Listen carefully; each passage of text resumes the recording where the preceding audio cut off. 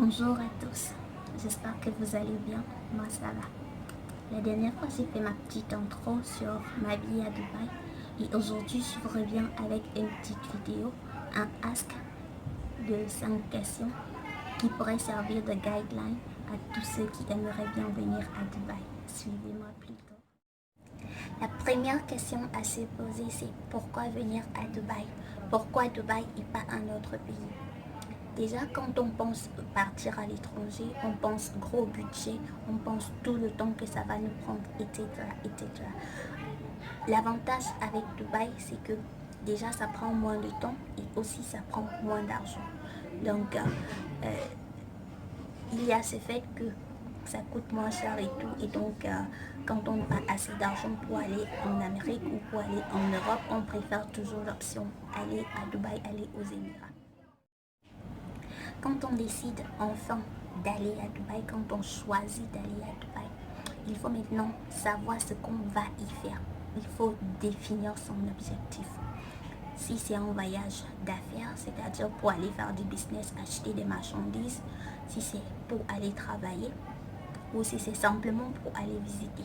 La plupart d'entre nous, quand on y va, c'est pour aller travailler. Et donc, il faut savoir qu'est-ce qu'on va y faire et tout et tout. Là, il faut vraiment définir son objectif parce que quand on n'a pas défini son objectif, on perd déjà la base et c'est clair qu'on ne va pas y arriver. Donc, quand tu décides, je vais aller à Dubaï, tu dois définir ton objectif de base. Tu dois savoir, ok, je vais travailler, mais qu'est-ce que je vais faire comme travail? Qu'est-ce que je vais faire comme travail? Est-ce que j'ai une formation professionnelle? Est-ce que je sais faire quelque chose qui pourrait m'aider une fois que je serai là-bas? C'est tout ce qu'il faut prendre en compte. Est-ce que j'ai un diplôme, un bon diplôme, un bon background qui va m'aider quand je serai là-bas et puis qui va me permettre de trouver un bon travail, un bon job où je vais m'en sortir? C'est ces questions qu'il faut se poser quand on a enfin décidé de partir. Et ensuite, il faut prendre la décision, bien sûr. Quand on trouve ce qu'on va faire, quand on a trouvé ce qu'on pourrait aller là-bas faire, il faut prendre la décision de partir. Et c'est souvent quand même un peu difficile parce que on ne sait pas, on quitte tout. On laisse tout ce qu'on a dans notre pays pour aller ailleurs se chercher. Et c'est pas forcément facile parce qu'on ne connaît pas ce qui nous attend dans ce ailleurs-là. Puisqu'on ne connaît donc pas ce qui nous attend dans ce ailleurs, ça m'amène à la deuxième question. Comment se préparer quand on a enfin pris sa décision? La préparation, elle est physique, la préparation, elle est mentale, la préparation, elle est financière. Il faut prendre ces 3 points en compte pour pouvoir vraiment faire une bonne préparation pour réussir son voyage. Pour la préparation physique, je pense que ça, on peut laisser de côté parce que de toutes les façons, quand on arrive, on voit comment est-ce que on voit le mode de vie et on arrive à s'adapter. Donc je pense que ça on peut laisser de côté parce que tout le monde pourrait s'adapter comme il peut de manière physique.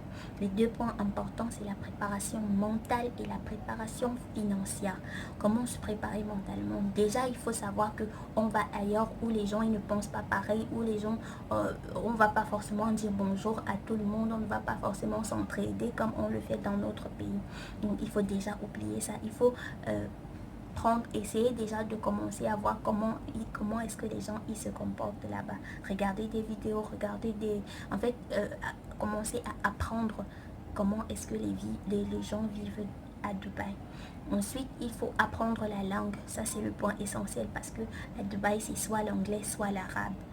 Et je pense qu'il faut au moins se maîtriser l'anglais basique pour penser à venir à Dubaï.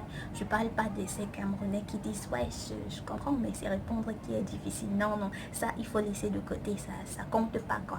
C'est soit tu comprends et puis tu peux répondre, soit tu comprends pas et tu peux pas répondre et puis tu vas faire les cours d'anglais.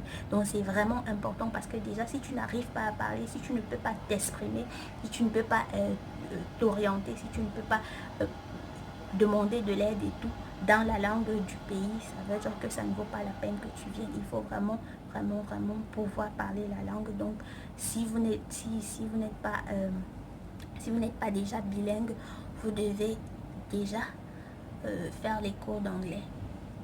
C'est pas très compliqué, c'est 3 à 6 mois Pour ceux qui n'ont aucune base, ça doit être 6 mois et c'est vraiment pas compliqué. Donc à ce moment-là, vous pouvez déjà être prêt. Puis la préparation mentale, ça rentre aussi dans... ce sera pas facile. Il faut comprendre qu'on va quelque part où c'est pas notre pays, c'est pas notre chez nous. Donc les gens ils vont pas nous voir et nous accepter. Surtout on ne va plus côtoyer les mêmes personnes qui ont la même couleur de peau que nous et tout. Il faut comprendre ça et donc essayer au maximum d'intégrer ça dans notre tête pour ne pas être surpris et être déçu en fin de compte. L'autre point pour ce qui concerne la préparation et le dernier point d'ailleurs, c'est la préparation financière.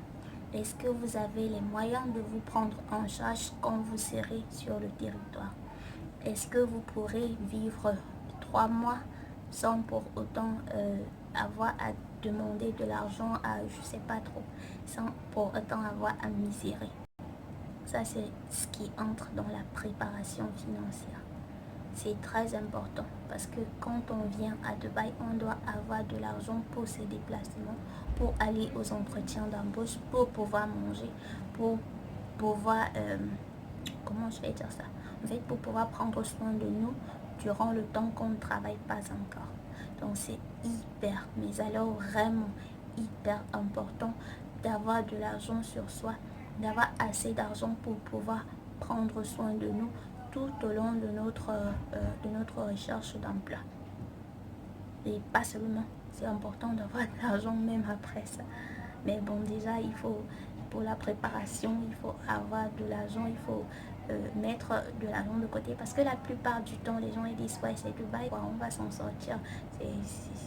Il faut juste y aller. Et puis, en fait, ils disent le plus important, c'est d'y arriver. Et après, on va se battre comme on peut, mais c'est pas ça.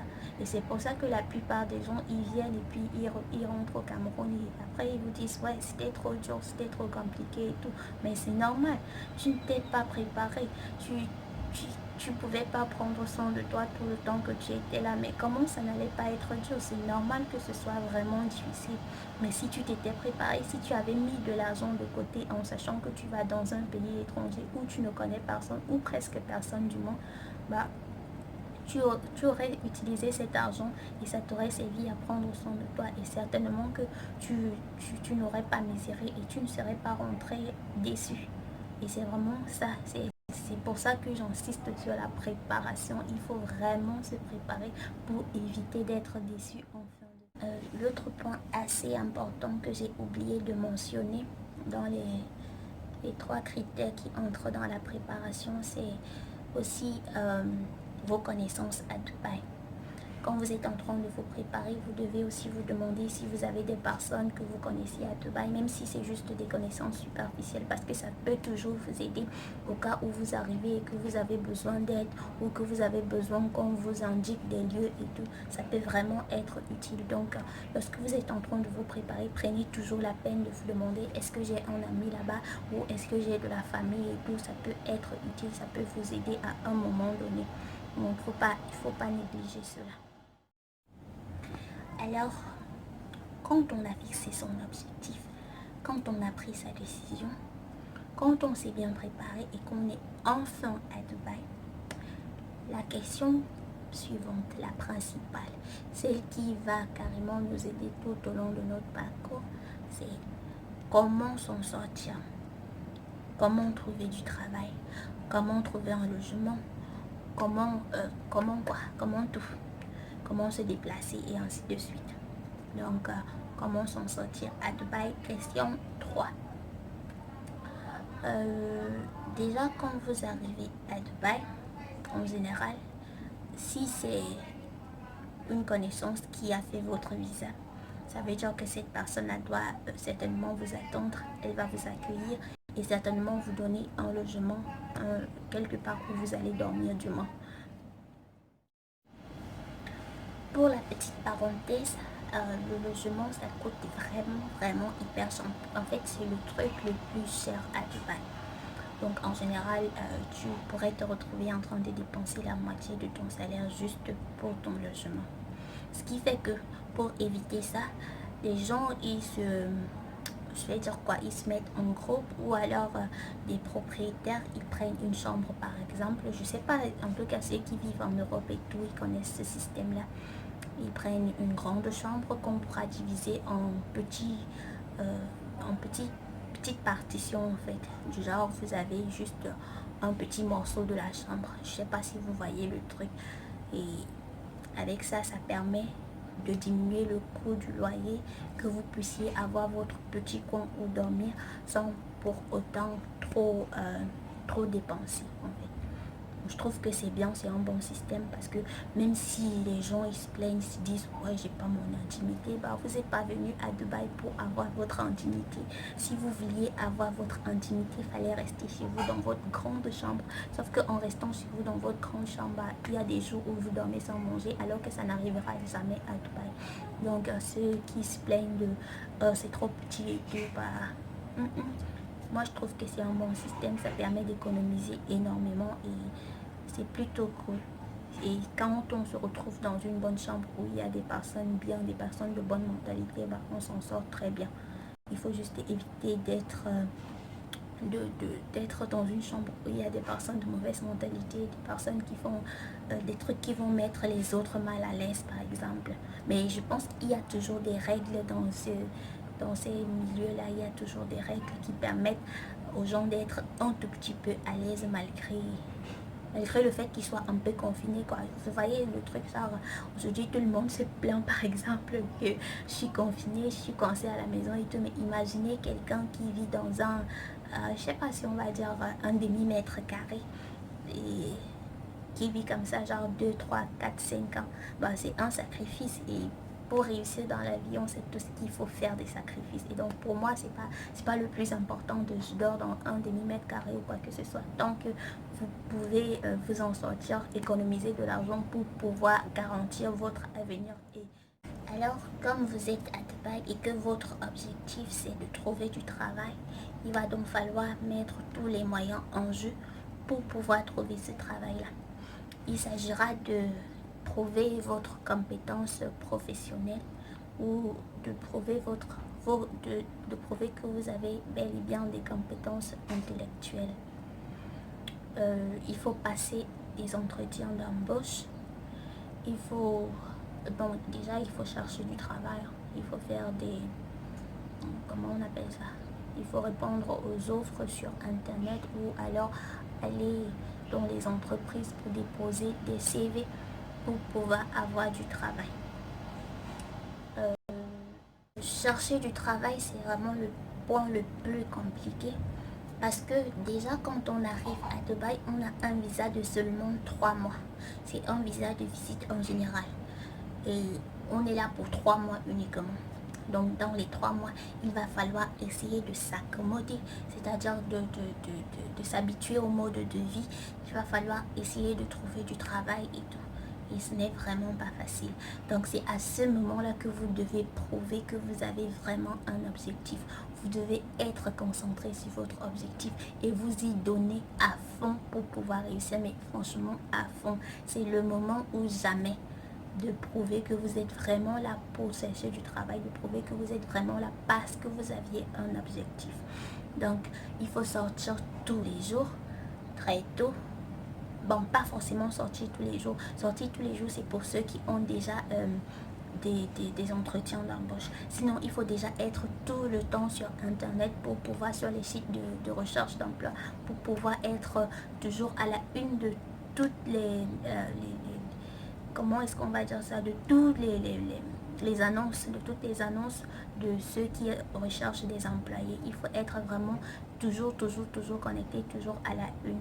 Ensuite, il faut pouvoir être toujours discipliné, pouvoir sortir le matin, aller peut-être dans des entreprises, déposer votre CV pour pouvoir avoir du travail et tout. Donc, il faut vraiment être discipliné, être concentré sur votre objectif et ne vraiment pas, ne pas lâcher, ne pas laisser tomber, ne pas être paresseux. Justement, il faut éviter la paresse. Genre, c'est vrai que en général, on se dit, ouais, on est Camerounais, on va s'en sortir, mais c'est pas le fait d'être Camerounais qui fait en sorte qu'on s'en sorte. C'est le fait de vouloir tout donner, c'est la volonté de vouloir réussir. Parce que la plupart du temps, je dis mais la plupart du temps, on arrive, tous ceux qui arrivent à Dubaï, en fait la majorité de ceux qui arrivent à Dubaï, c'est des gens qui n'ont pas forcément des compétences professionnelles. Parce que je l'ai dit plus haut, pour pouvoir venir, il faut se préparer de manière professionnelle, savoir ce qu'on vient faire et tout. Mais la plupart des gens qui viennent, c'est beaucoup plus ceux qui ont eu simplement le bac et qui se disent je vais aller à Dubaï me débrouiller. Sauf que le bac, c'est pas un diplôme qui permet d'avoir du travail. Le bac, c'est pas un diplôme qui vous permet de savoir, de savoir faire quelque chose. C'est simplement un diplôme qui prouve que vous avez un certain nombre de connaissances intellectuelles. Donc, quand vous arrivez à Dubaï, il s'agit maintenant de chercher du travail, et là il va falloir vraiment éviter la paresse, éviter de faire le tri du travail. Si vous n'avez pas de compétences professionnelles, si vous avez des compétences, naturellement vous chercherez du travail dans votre domaine. Mais si vous n'avez pas des compétences, vous êtes obligé de chercher du travail dans un peu de tout. On dit toujours il n'y a pas de sous-métier, donc vous êtes obligé de chercher du travail qui va des entreprises qui vont pouvoir vous accepter malgré le fait que vous n'ayez pas forcément des compétences professionnelles. La petite parenthèse ici, si vous êtes une fille par exemple, parce que la plupart du temps, celles qui tombent dans des pièges à Dubaï, c'est beaucoup plus les filles. Si vous êtes une fille et que vous voulez venir à Dubaï, déjà il faut oublier le côté je suis une fille, c'est-à-dire en général le côté sexuel. Genre je suis une fille, ça veut dire que je peux jouer de mon charme pour pouvoir ci ou ça. Non, il faut oublier ça, parce que si vous pensez ça, très vite vous allez tomber dans les pièges des employeurs qui ne recherchent que ça justement. Donc, à chaque fois que vous allez dans un entretien d'embauche et que quelqu'un vous parle, en fait, que quelqu'un sort du cadre professionnel, il faut directement soit le remettre à sa place, soit lui dire que c'est pas ça que vous êtes venu chercher, puis lui dire que s'il ne peut pas vous donner ce que vous êtes venu chercher, qu'il vous laisse partir, c'est tout. Il n'y a pas de discussion, et puis peu importe, même si la personne insiste ou si la personne veut vous faire quelque chose, il suffit simplement d'appeler la police et elle va régler votre problème, parce que si vous avez raison, vous aurez raison, c'est clair. Il n'y a pas de police discriminatoire qui va dire non parce que vous êtes noir, vous n'avez pas raison. Jamais, ça se fait pas. Si vous avez raison, s'il est en train de vouloir abuser de vous, c'est clair que la police vous donnera raison. Donc, il faut toujours éviter cette vision-là. Et les filles qui arrivent aussi, qui disent non, je peux pas faire ci, non, je peux pas être, comment on appelle ça, technicienne de surface, parce que non, mais c'est moi quoi, je peux pas faire ça, non. Non, si vous pensez comme ça, c'est clair que vous n'allez pas réussir. Et l'autre truc aussi, c'est que le travail à Dubaï, c'est difficile. C'est pas le travail, c'est pas pour jouer, c'est pas l'employeur, il ne vous paye pas pour vos beaux yeux en fait. Il vous paye parce qu'il sait que vous êtes capable de fournir un certain nombre de services dont il a besoin. Donc le travail, c'est en général 9 à 10 heures plus les heures supplémentaires.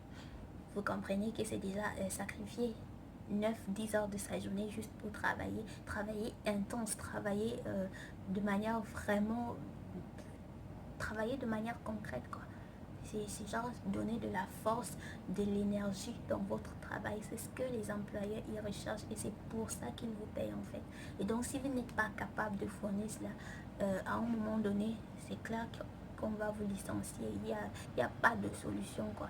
Donc quand on cherche du travail, on doit être très très très volontaire, et surtout pouvoir vraiment travailler dur, être déterminé quoi. Lorsqu'on a réuni ces trois conditions sine qua non que je viens de citer plus haut dans mes trois questions que j'ai posées et que j'ai apporté des éléments de réponse, est-ce qu'il est quand même possible d'échouer à Dubaï? Ça me pose donc à la quatrième question. Est-ce qu'on peut échouer à Dubaï, ou pourquoi est-ce qu'on échoue à Dubaï? Pourquoi est-ce que certains n'arrivent pas à réussir lorsqu'ils arrivent à Dubaï? Déjà, il faut comprendre que tout le monde n'emploie pas les mêmes moyens pour venir à Dubaï. Il y a des gens qui passent par des agences, d'autres par des amis et connaissances, et puis d'autres qui passent même par des entreprises, je veux dire des compagnies qui font leur visa d'emploi direct. Donc il y a plusieurs moyens déjà d'arriver à Dubaï. Et quand vous employez le bon moyen, je pense que c'est impossible que vous échouiez.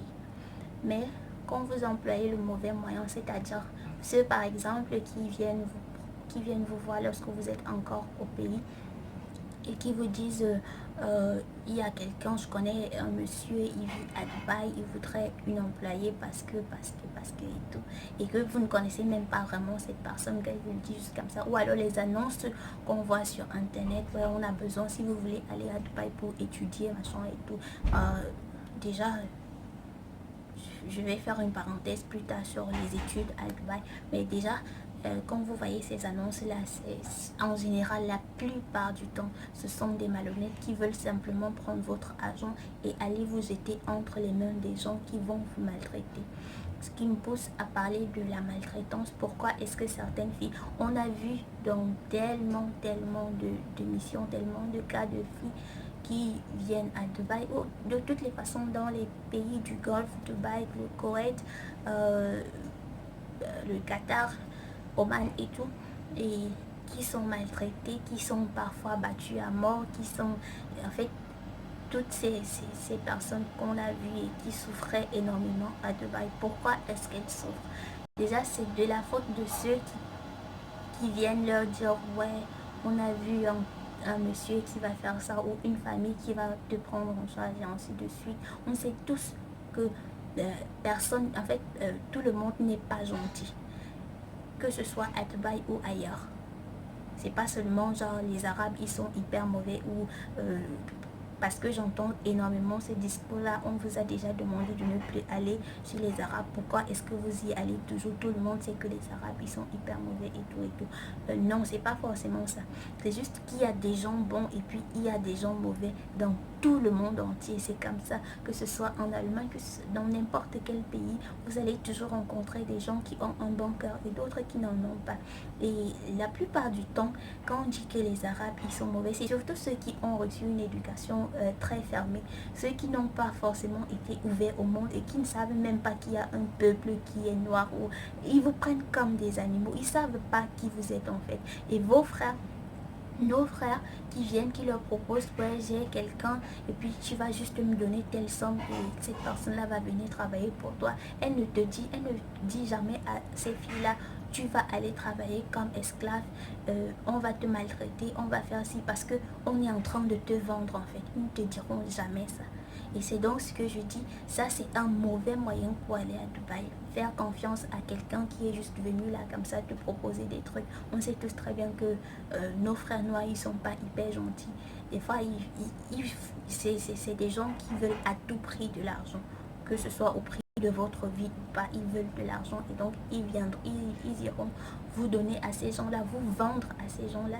Et des fois vous aurez de la chance, ce sera une bonne famille qui va bien vous traiter, mais dans la plupart des cas, vu que les Arabes ils ont en général une vision du monde assez fermée, leur propre vision du monde en fait, ils vont pas vous considérer comme des êtres humains et pour eux vous êtes comme des animaux. Mais ça c'est ceux qui sont vraiment ceux qui sont coincés dans leur monde, parce qu'il y a aussi des Arabes qui sont vraiment ouverts, qui savent que ouais, il y a l'Afrique, il y a l'Europe, il y a l'Amérique et tout, donc il y a les Noirs qui existent et ce sont des êtres humains.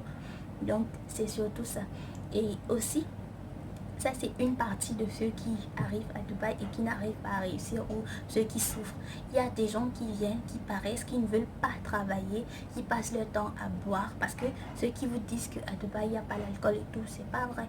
Il y a des gens qui passent leur temps à boire dans des petits maquis, je sais pas trop comment on appelle ça, et qui refusent de chercher du travail, qui refusent de travailler. Même quand ils trouvent du travail, ils vont lâcher après 1-2 mois, parce qu'ils vont se dire ouais, c'est trop difficile, je peux pas supporter aller travailler 10 heures par jour plus les heures supplémentaires et tout, c'est pas facile. Tout le monde sait que c'est pas facile, mais c'est un sacrifice. Donc ces gens là ils choisissent de boire, ou ces filles qui, au lieu de travailler, au lieu de se concentrer dans leur petit job qu'elles ont trouvé, elles préfèrent plutôt aller faire la prostitution, aller se vendre à des prix, je sais pas trop. Ça aussi, ça, à un niveau, ça les coince. Et puis elles sont obligées de rentrer. Et quand elles rentrent, elles vous diront jamais, ouais, je suis allée à Dubaï et puis j'ai pas voulu travailler, je voulais faire la prostitution, sauf qu'après ça n'a pas donné et je suis rentrée. Elles vous diront jamais ça. Ce qu'elles diront, c'est Dubaï c'est trop mauvais, les gens ils vous traitent mal, vous pouvez pas avoir du travail, en plus le travail est trop difficile et ainsi de suite. C'est ce qu'ils diront toujours. Et c'est ça qui fait en sorte que l'image que les gens ils ont de Dubaï, c'est toujours une image de ouais, les Noirs ils y souffrent, les Noirs ils peuvent pas y réussir, mais détrompez-vous. Quand vous utilisez le bon moyen pour arriver à Dubaï, à coup sûr vous allez réussir, à coup sûr vous allez trouver du travail, à coup sûr vous allez pouvoir vous en sortir. La petite parenthèse que je voulais faire sur l'école à Dubaï, c'est que déjà Dubaï fait partie de l'un des 5 pays au monde où l'école coûte le plus cher. Ça veut dire que si vous n'êtes pas fils de ministre ou fils de président africain, vous ne pouvez pas vous aventurer à aller à Dubaï pour faire l'école parce que il faudra un budget faramineux. Donc ceux qui vous disent, si vous voyez déjà une annonce où on vous dit aller à Dubaï pour les études ou je sais pas trop, sachez déjà d'emblée que ce sont des escrocs. On n'étudie pas à Dubaï. On peut faire peut-être une formation professionnelle du genre vous pouvez faire une formation en fait une formation professionnelle quoi. Je sais pas trop d'exemples comme ça vient pas, mais vous pouvez faire une formation professionnelle. Ça coûte toujours cher, mais ça coûte un peu moins cher que si vous voulez aller à l'école, aller à l'université pour continuer les études. C'est quelque chose qui n'est pas faisable, en tout cas pour un Africain lambda. Ce n'est pas possible d'aller à Dubaï pour faire des études. Il faut vraiment avoir beaucoup d'argent pour s'aventurer à faire des études à Dubaï. On va au ask numéro 5. Comment éviter les pièges à Dubaï? Déjà, quand vous avez pris votre décision de partir, essayez au maximum de vous rapprocher des personnes de confiance. Si vous avez des amis, de la famille à Dubaï, c'est toujours mieux de passer par eux pour pouvoir faire votre visa et qu'ils puissent vous accompagner au cours de votre aventure, si je peux le dire ainsi. Et si vous n'avez pas de la famille, si vous n'avez pas des amis, si vous ne connaissez personne, essayez de trouver quelqu'un de confiance, une entreprise de confiance, des gens de confiance qui puissent faire votre visa en toute sécurité et qui ne vont pas vous tromper ou vous vendre à n'importe qui. Et c'est pour ça qu'il faut une bonne préparation, c'est pour ça qu'il faut savoir ce qu'on va faire là-bas, c'est pour ça qu'il faut avoir de l'argent pour ne pas tomber dans n'importe quoi. Ensuite, il faut éviter la paresse, bien entendu, parce que si vous faites la paresse, vous allez certainement tomber dans la facilité. Et on sait tous que la facilité, ça conduit toujours au pire. Ça conduit soit à la prostitution, soit à devenir... je sais pas, il n'y a pas de drogué à Dubaï en tout cas, parce que la drogue, c'est quelque chose qui est tellement contrôlé, surveillé que... si c'est pour les garçons, ça conduit toujours à la perte et puis ils rentrent dans leur pays. Ça fait beaucoup de dépenses que vous aurez fait pour rien du tout.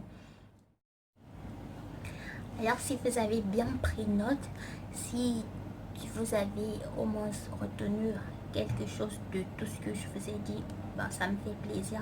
Et en bonus, on va avoir la petite 6e question, mais la question super positive de comment s'amuser à Dubaï. Je veux dire, en général, le travail, c'est vraiment stressant. Ce n'est pas facile du tout de travailler genre 9-10 heures plus heures supplémentaires chaque jour. Donc, on a quand même un jour de repos par semaine pour pouvoir se reposer, pour pouvoir faire nos petites courses et tout. Et en même temps, on a des congés annuels.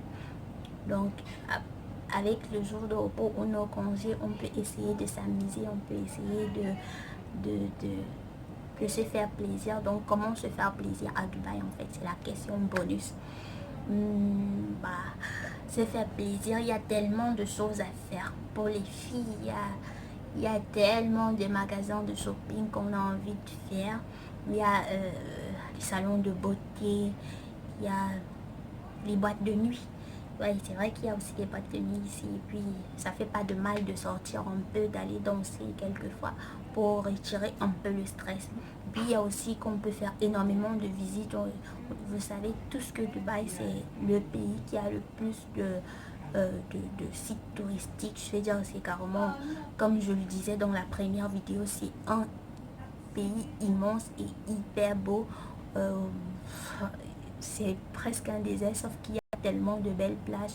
Il y a le Burj Khalifa qu'on peut visiter. Il y a Dubai Mall qui est le plus grand centre commercial du monde d'ailleurs. Donc quand vous arrivez là-bas, vous avez juste envie de rester là-bas pour toujours. Donc c'est autant de choses qu'on peut s'amuser avec, c'est autant de trucs. Et pour les garçons, je sais pas, il y a aussi les boîtes de nuit, il y a aussi des magasins shopping pour les garçons, il y a, je sais pas moi, il y a tellement de trucs pour s'amuser à Dubaï. Franchement, on peut pas s'ennuyer quand on prend ses congés, on peut pas s'ennuyer, à moins que ce ne soit comme moi, quand vous avez pris vos congés et puis que vous vous retrouvez enfermé à cause du Covid-19. Sinon, bah, il y a tellement de trucs pour s'amuser à Dubaï. Donc, si vous avez kiffé la vidéo, si elle vous a aidé un tant soit peu, sachez que j'en suis juste comblée et je vous dis à la prochaine pour une nouvelle vidéo.